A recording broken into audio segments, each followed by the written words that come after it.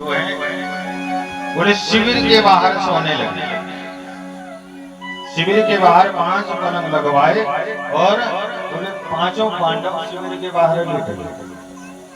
द्वारिकाधीश श्री कृष्ण आए और द्वारिकाधीश श्री कृष्ण ने उनसे कहा, पांडवों से कहने लगे, बोले अभी युद्ध जो है वो पूर्णतः समाप्त नहीं हुआ, ऐसे शिविर के बाहर निश्चिंत होकर के नहीं सो सकते। जो उठो चलो शिविर के अंदर चलो। तो कहते पांचों पांडव उठे और शिविर के अंदर चले गए। और इधर बोले अश्वत्थामा तलवार लेकर के पांडवों को मारने के लिए आ रहा है। अब सोचो जरा, जिसकी रक्षा स्वयं परमात्मा कर रहे उनके लिए कोई मार सकता है? और जाको राजा मार सके नहीं कोई, बाल नमा का कर सके जो जग मेरी होए। जिसकी रक्षा स्वयं लोगों की नाद कर रहे हो और उसके का कोई बाल भी का नहीं कर सकता। ये अश्वत्थामा क्या है? अभी इधर अश्वत्थामा निकला है वहां से और बोले द्वारिकाधीश पांडवों के शिविर के अंदर ले गए। और अब इधर 5 पलंग लगे हुए थे बाहर और बोले 5 द्रौपदी के जो 5 पुत्र थे, जो द्रौपदी से 5 पुत्र उत्पन्न हुए, 5 पांडवों वो बिल्कुल 5 पांडवों जैसे ही दिखते थे। जैसे पांडव थे वैसे ही दिखते थे। वो 5 भाई 5 बालक आए और आकर के उन्होंने देखा कि 5 पलंग लगे हुए हैं, रात्रि अधिक हो चुकी थी। वो 5 के 5 आए और एक पलंग पर लेटे,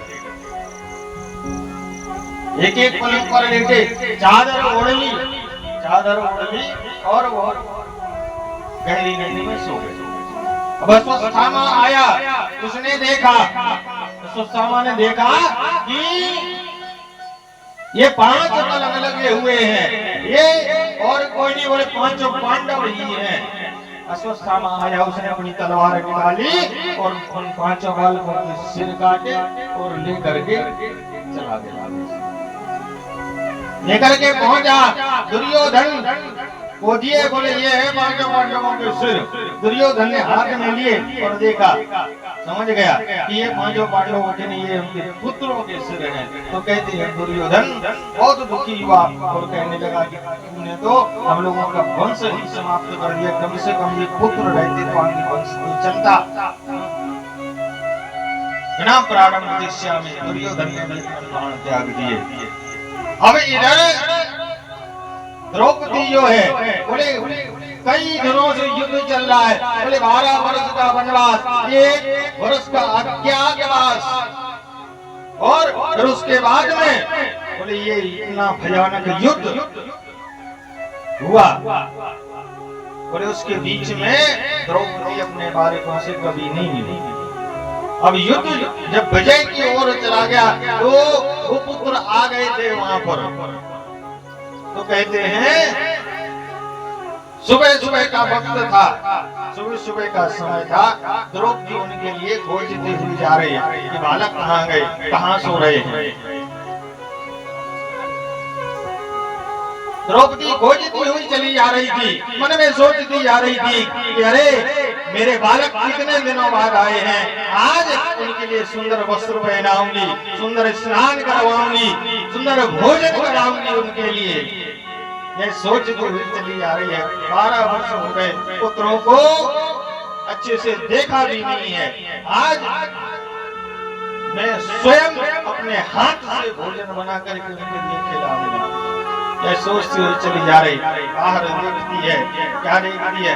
बोले अरे 5 पलंग लगे हुए हैं और बोले चादर ओढ़ करके उन्हें बताओ अभी तक सो रहे हैं। द्रौपदी पहुंची और द्रौपदी ने जैसे ही चादर उठाई, देखती है कि धड़ पड़ा हुआ है, सिर नहीं है। द्रौपदी इतने जोर से चिल्लाई, इतने जोर से चिल्लाई, तो शिविर में जितने लोग थे सभी आ गए। द्रौपदी दूसरे पुत्र के पास पहुंची है, चादर उठाती है, देखती है तो सिर नहीं है, सिर्फ धड़ पड़ा हुआ है।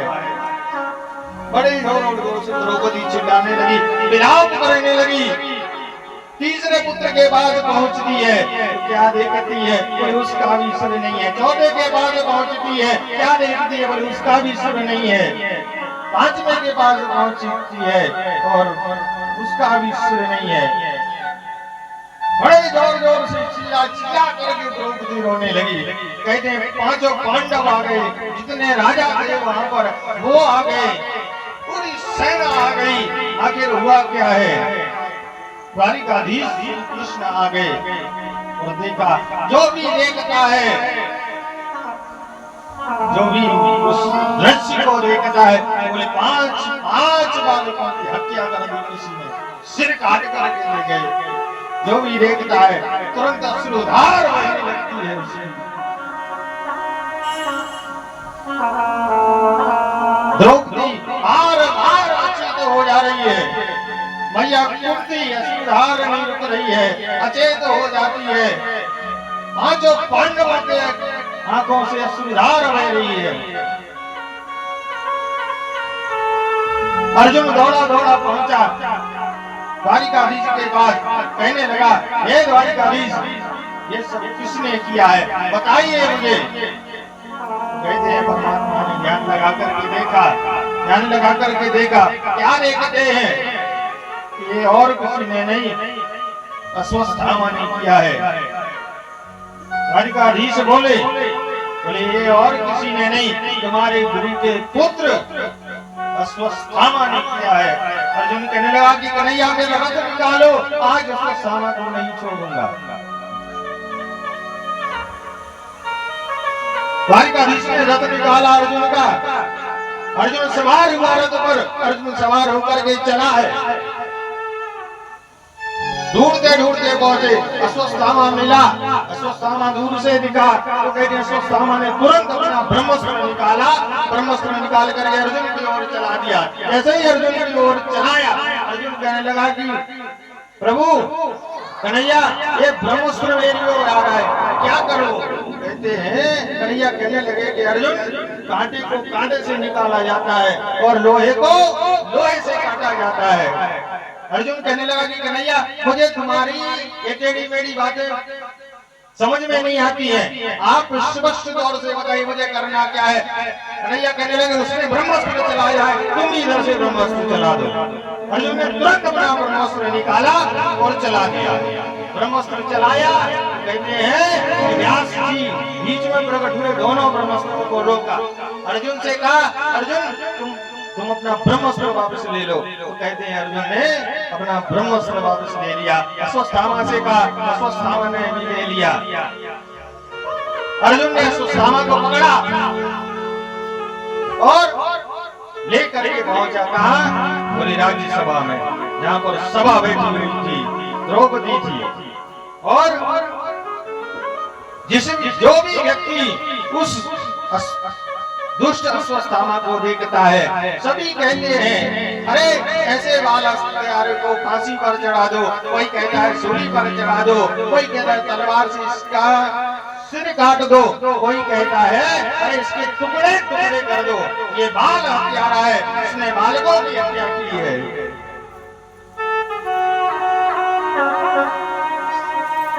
धर्मराज युधिष्ठिर बोले, कहने लगे कि अश्वत्थामा के लिए अगर दंड देने का अधिकार किसी को है तो वो सिर्फ एक है। बोले कौन? बोले इसने द्रौपदी के 5 पुत्रों को मारा है, इसलिए इसके लिए अगर कोई दंड देगा तो वो द्रौपदी देगी। सभी कहने लगे, जितने भी लोग वहां पर थे, हाँ द्रौपदी, इसके लिए बताओ क्या दंड देना चाहिए। तुम कहो तो इसका सिर धड़ से अलग कर दें, तुम कहो तो सूली पर चढ़ा दें, तुम कहो तो फांसी पर चढ़ा दें, बताओ इसके लिए क्या दंड देना है। और ध्यान देना, जिसके 5 पुत्रों को इस दुष्ट अश्वत्थामा ने मार दिया है, वह द्रौपदी क्या कह रही है? वह द्रौपदी कहने लगी, मुंचता मुंचता मेषम ब्राह्मणो नितरा।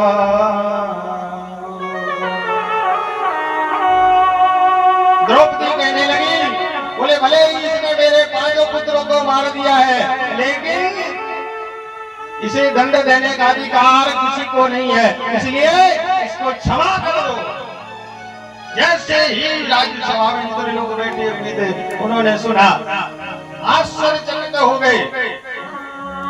द्रौपदी